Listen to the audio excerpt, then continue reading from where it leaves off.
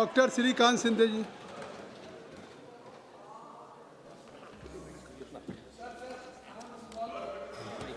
में से नहीं क्या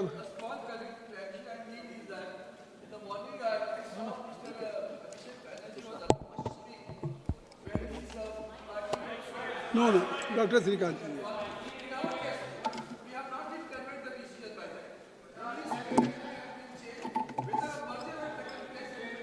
आई got it okay. Shrikant Shinde ji, doctor Shrikant. आपने बात कह दी, उसको स्पीकर साहब देखेंगे प्लीज। डॉक्टर श्रीकांत सिंधे जी। झाला का?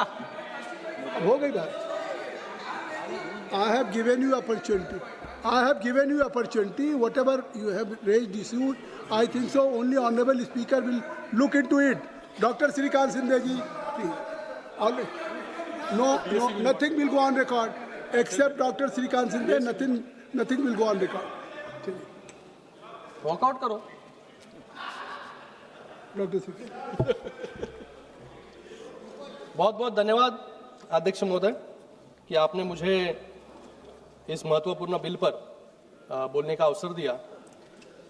आज देश के करोड़ों युवाओं के भविष्य, उनकी आशाओं और उनकी मेहनत को सम्मान देने वाले अत्यंत महत्वपूर्ण ऐतिहासिक bill the public examination prevention of unfair means amendment bill 2026 पर बोलने का मुझे अवसर दिया, उसके लिए मैं बहुत बहुत धन्यवाद अदा करता हूँ।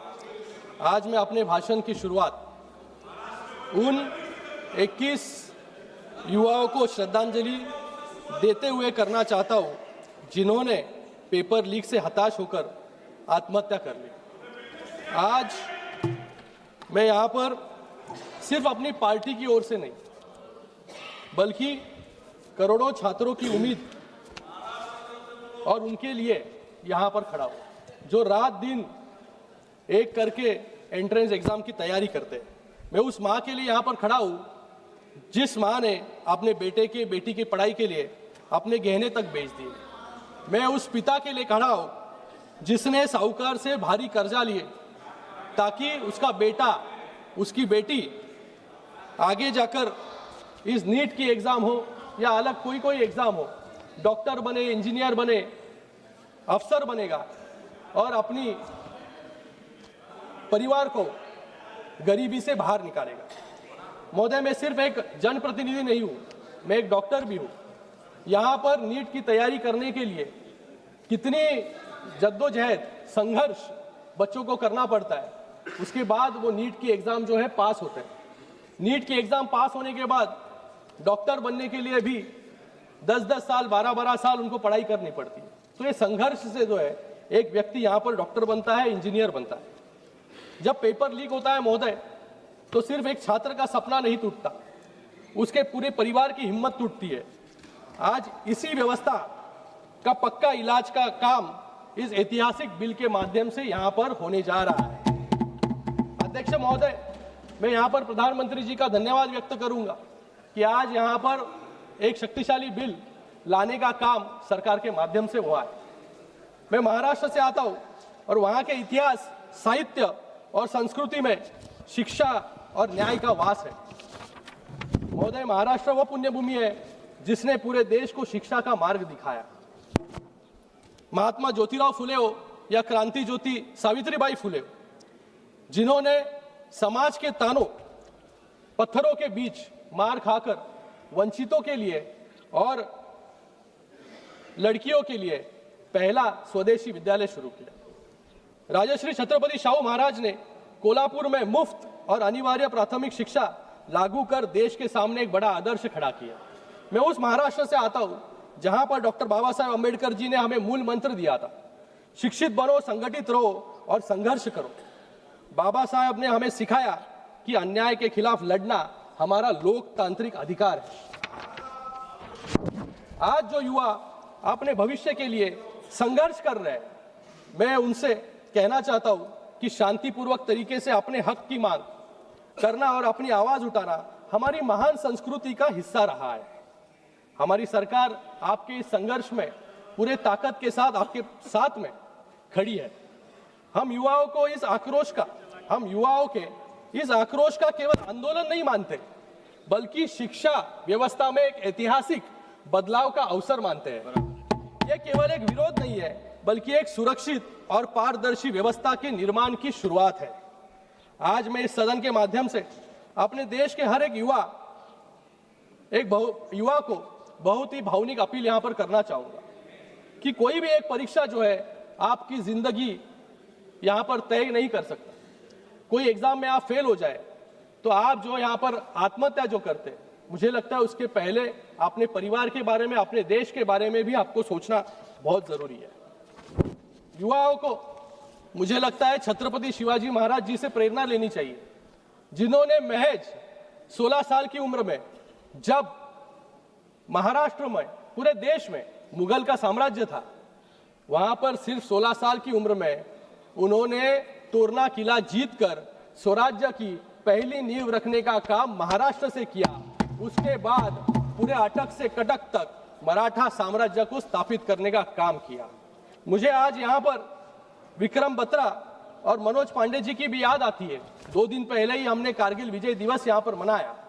उन्होंने महज 23-24 साल की उम्र में देश के लिए अपने प्राणों की आहुति दी। मुझे लगता है कि युवाओं को इन सभी से प्रेरणा लेना बहुत जरूरी है। मैं आपको विश्वास दिलाता हूं कि हमारे प्रधानमंत्री नरेंद्र मोदी जी और पूरी सरकार आपके साथ ताकत के साथ खड़ी है। पेपर लीक की घटनाओं के तुरंत बाद हमारी सरकार ने रिकॉर्ड समय में ऐसे कड़े कानून बनाए, निर्णय लिए कि जिससे आने वाले समय में पेपर लीक जैसी घटनाएं न हो। हमने सिर्फ निंदा नहीं की, बल्कि सिस्टम की सफाई की। सीबीआई ने तुरंत एक्शन लिया। दिल्ली से लेकर पुणे तक 14 एक्यूज्ड को जेल में डालने का काम किया। एनटीए में 47 अधिकारियों को टर्मिनेट करने का काम किया। इसे कहते हैं नैतिकता, और नैतिकता है इस सरकार में। इसलिए हमारे शिक्षा मंत्री धर्मेंद्र प्रधान जी ने इस्तीफा ताकि दिया। खुद ने आपके वजह से नहीं दिया, आपके वजह से नहीं दिया। पेपर लीक खुद की जिम्मेदारी ली और उस जिम्मेदारी का निर्वहन करने का काम जो है सरकार के माध्यम से आज यहां पर हो रहा है। पेपर लीक एक्यूज को जल्द से जल्द सजा दिलाने के लिए फास्ट ट्रैक कोर्ट बनाया गया। आज इस ऐतिहासिक बिल के जरिए हम शिक्षा माफियों को सिर्फ जेल की सलाखों के पीछे नहीं, बल्कि उनको कठोर आर्थिक जुर्माना लगाने का काम भी यहां पर हम लोग कर रहे हैं। हमारा लक्ष्य सिर्फ अपराधियों को पकड़ना नहीं है, बल्कि बच्चों का कीमती साल बचाना भी है। बिना समय बर्बाद किए नीट का पेपर लीक होने के बाद 37 दिनों में नीट का री एग्जामिनेशन किया गया। 25 दिनों में रिजल्ट जो है यहां पर घोषित किया गया, जिससे छात्र का एक भी साल जो है बर्बाद न हो। ऐसे कड़े कदम जो है सरकार ने यहां पर लिए। माननीय प्रधानमंत्री जी ने भी सोशल मीडिया के माध्यम से सीधे जो है युवाओं से बात करने का काम यहां पर किया, और उन्होंने कहा कि आने वाले समय में एक ऐसा टास्क फोर्स बनेगा, नंदन नीलकेनी जी के अध्यक्ष में एक कमेटी बनाई जाएगी, एक टास्क फोर्स बनाया जाएगा, जिससे आने वाले समय में कभी भी नीट के परीक्षा में या कोई और परीक्षा में, कोई भी परीक्षा में पेपर लीक ना हो। आने वाले समय में ये सब हम कर रहे हैं, लेकिन मुझे लगता है हम सभी को, यहां पर बैठे सभी लोगों को सोचना जरूरी है कि आज युवाओं के मन में क्या चल रहा है, उनकी क्या पीड़ा है। आज यहां पर हम नीट की बात कर रहे हैं। मुझे लगता है शिक्षा व्यवस्था में भी सुधार की बहुत जरूरत है। ये नीट जो परीक्षा है, ये नीट की सिस्टम क्या है? ये नीट एक परीक्षा है, एक दिन और एक मौका हम हमारे युवाओं को यहां पर देते हैं। एनटीए एजेंसी जो है, ये सेंटर कहां होगा, कौन से डेट पर नीट होगी, ये सब डिसाइड करने का काम जो है एजेंसी के माध्यम से यहां पर किया जाता है। लेकिन मुझे यहां पर कहना है कि छात्रों की सालों की तपस्या, उनके परिवारों की उम्मीदें और उनका पूरा भविष्य सिर्फ 3 घंटे में और उस एक दिन में हम कैसे तय कर सकते हैं। मुझे लगता है कि इस नीट की परीक्षा जिस प्रकार से होती है या और कोई परीक्षा होती है, क्योंकि अगर उस दिन वो छात्र 2 साल उसने मेहनत की, पढ़ाई की, उस एक दिन पर वो छात्र जो है बीमार हो गया, उसके घर में जो है कोई बीमार हो गया, घर में कोई चल बसा, या वो कोई दूर दराज गांव में रहता है, वहां पर बाढ़ आ गई, लेकिन उस एक दिन उधर वहां पर आकर उसने अगर परीक्षा नहीं दी तो उसका पूरा एक साल जो है वहां पर बर्बाद होता है। तो मुझे आपसे भी कहना है यहाँ पर कि हमको ये सिस्टम को बदलना जरूरी है। हम यहाँ पर जो है क्यों डिसाइड कर रहे हैं कि एक ही साल, वो साल में एक ही बार क्यों परीक्षा दें? बाकी अगर हम देशों में देखेंगे तो उस देशों में जो है परीक्षा कई बार आप दे सकते हो, साल में कई बार, जीमैट हो, जीआरई हो। इस परीक्षा में आप अगर अमेरिका में जाओगे तो अमेरिका में कई बार, साल में कई बार परीक्षा दे सकते हो आप, और उस परीक्षा का रिजल्ट तुरंत लगता है, लेकिन उसका एडमिशन जो है साल में एक बार होता है। तो मुझे लगता है कि ऐसी व्यवस्था को अपनाना चाहिए, क्योंकि आज टेक्नोलॉजी आगे जा रही है, एआई है, इसके माध्यम से हम सब लोग को मिलकर इसमें एक अलग रिफॉर्म लाने की जरूरत है। जीमैट हो, जीआरई हो, तो मल्टीपल अटेम्प्ट जो है, चांसेस जो है उसको देना बहुत जरूरी है। लव कृष्णा जी ने यहाँ पर कहा कि एक बैंक बनाया जाए, क्वेश्चन बैंक। मुझे लगता है कि ये पेपर लीक क्यों होता है, क्योंकि सबका पेपर जो है सेम होता है। अगर हम क्वेश्चन बैंक, एक जनरलाइज क्वेश्चन बैंक बनाएंगे बड़ा, और उसमें से अगर एआई जनरेटेड क्वेश्चंस निकले जिसका वेटेज सेम हो, और परीक्षा में जाने के पहले परीक्षा सेंटर पर, अरे सुन लेना राहुल, तो क्यों चिल्ला रहे हैं? अरे बाप, पीछे वाले राहुल को बोल रहा हूँ, पीछे वाले राहुल कासवान को बोल रहा हूँ। आप मत उत्तेजित होइए। श्रीकांत शिंदे जी, श्रीकांत शिंदे जी, आप इधर ध्यान मत दीजिए, आप बोलिए। सभापति केवल आपकी स्पीच रिकॉर्ड पे जा रही है। देखिए, तो जो अलग अलग देशों में अपनाया गया है वो हमारे देश में भी हम अपना सकते हैं, जिससे ये रैट रेस से जो दबाव है, एक तो परीक्षा का दबाव है, एक तो परिवार का दबाव है, परिवार ने जो कर्जा लिया है उसका दबाव है, इन पूरे दबावों से, प्रेशर में से जो है हमें भी विद्यार्थी को बाहर निकालना बहुत जरूरी है। आज एक परीक्षा किसको जन्म दिया जाए? लव कृष्णा जी ने यहाँ पर कहा, एक बड़ा साम्राज्य यहाँ पर कोचिंग क्लासेस का खड़ा हो चुका है। 50,000 करोड़ का ये एक इंडस्ट्री बन चुकी है। 2030 तक ये 1 लाख करोड़ की इंडस्ट्री बन जाएगी। जो कोचिंग क्लासेस शिक्षा जैसा पवित्र दान करने के लिए यहाँ पर खुले, आज वो आईपीओ बनाने जा रहे हैं। तो मुझे लगता है कि सिस्टम को, सरकार को भी सोचना बहुत जरूरी है कि इन कोचिंग क्लासेस को किस तरीके से रेगुलेट किया जाए, और इसके ऊपर किस प्रकार से, क्योंकि 3 लाख 5 लाख ऐसे जो है यहाँ पर फीस जो है आकारी जाती है, और इस फीस के लिए जो है लोन लिया जाता है। तो मुझे लगता है कि सरकार ने भी इसके बारे में सोचना बहुत जरूरी है। आज हमारे महाराष्ट्र में जब शिंदे साहब मुख्यमंत्री थे, तब हमने EWS, SCBC, OBC जिसकी आय 8 लाख से कम है, ऐसी बेटियों के लिए जो है शिक्षा पूरी तरीके से मुफ्त जो है वहां पर जो है करने का काम वहां पर किया। इसके बारे में भी हम यहाँ पर सोच सकते हैं। मुझे यहाँ पर कहने में आनंद होता है कि जिस तरीके से हमने टैक्सेशन रिफॉर्म्स लाया, GST कानून लाकर, IBC कानून लाकर बैंकिंग रिफॉर्म्स किया, लेबर कोड्स लाकर मजदूरों को सशक्त किया, उसी तरीके से आज इस बिल से एजुकेशन रिफॉर्म्स लाने का काम, अकाउंटेबिलिटी लाने का काम जो है हम लोग यहाँ पर कर रहे हैं। आज यहाँ पर सब लोग चिल्ला रहे थे, गौरव जी ने भी यहाँ पर कहा, गौरव जी ने यहाँ पर दिनकर जी की कविता, उसके साथ में अलग अलग कवियों की यहाँ पर बात की। मैं उनको रामधारी सिंह दिनकर जी की 1962 में जब चीन का युद्ध हुआ, उस युद्ध के बाद दिनकर जी ने किसके लिए एक कविता लिखी थी? एक कविता में क्या लिखा था उन्होंने? घातक है जो देवता सदृश दिखता है, लेकिन कमरे में गलत हुक्म लिखता है। जिस पापी को गुण नहीं गोत्र प्यारा है, समझो उसने ही हमें यहाँ मारा है। ये मैं इसके अंदर विश्लेषण में नहीं जाऊंगा गौरव जी, ये किसके लिए लिखा है सबको पता है किसके लिए लिखा था।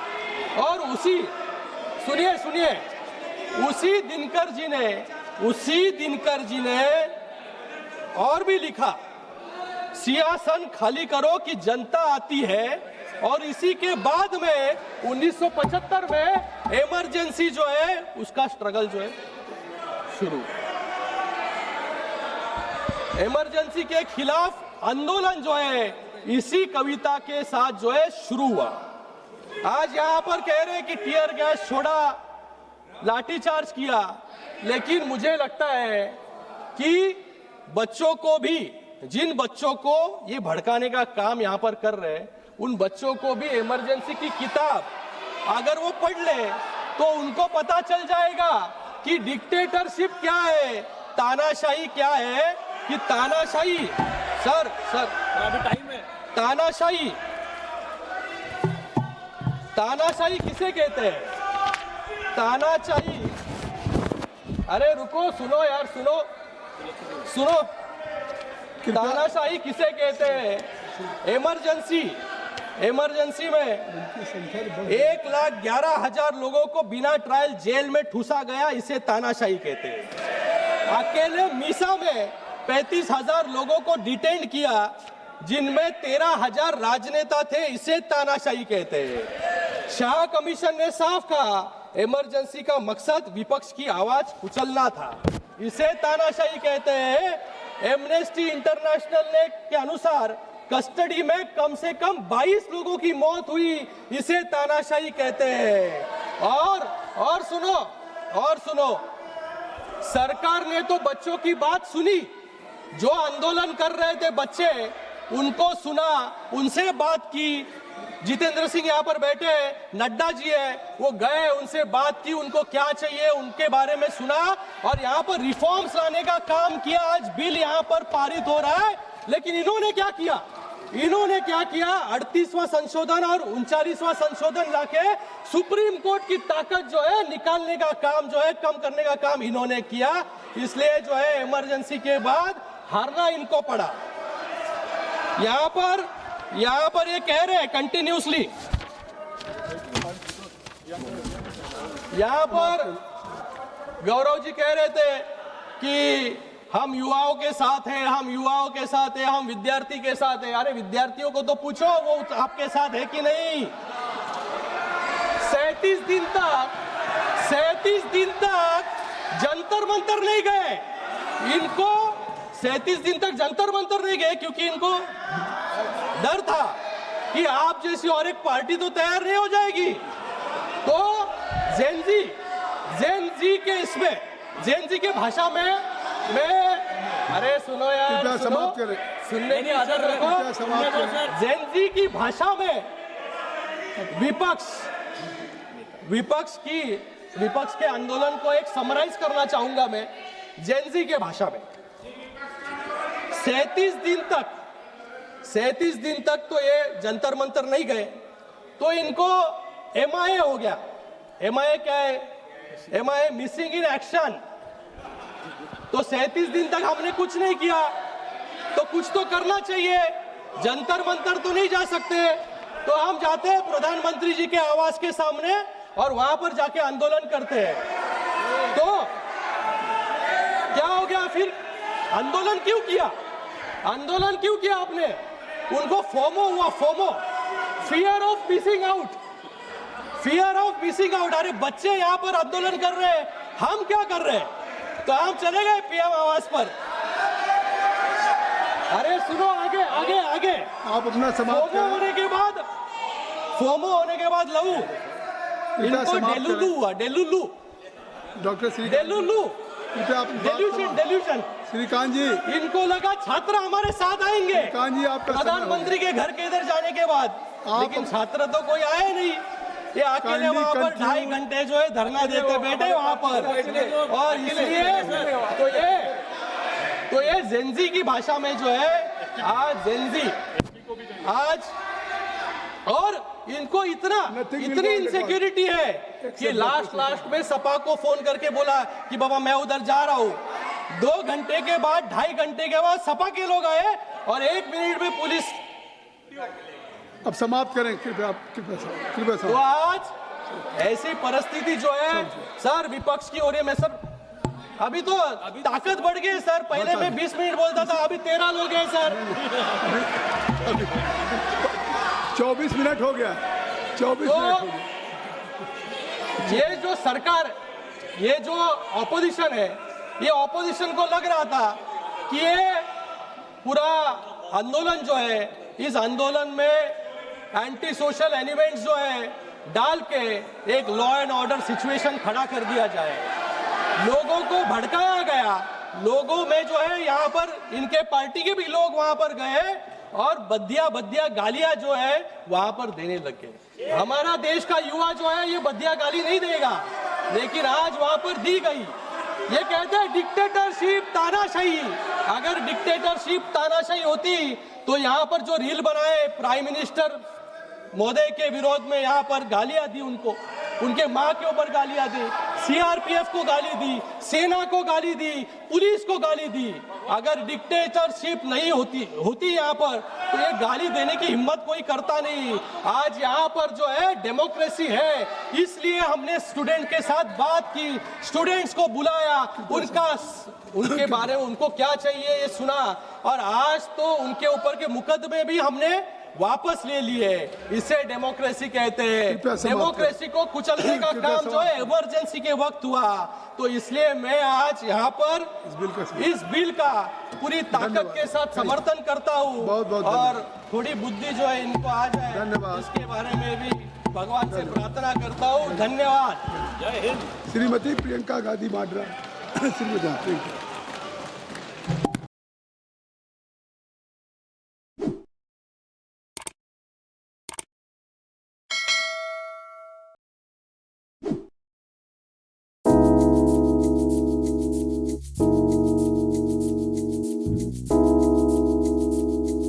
Thank you.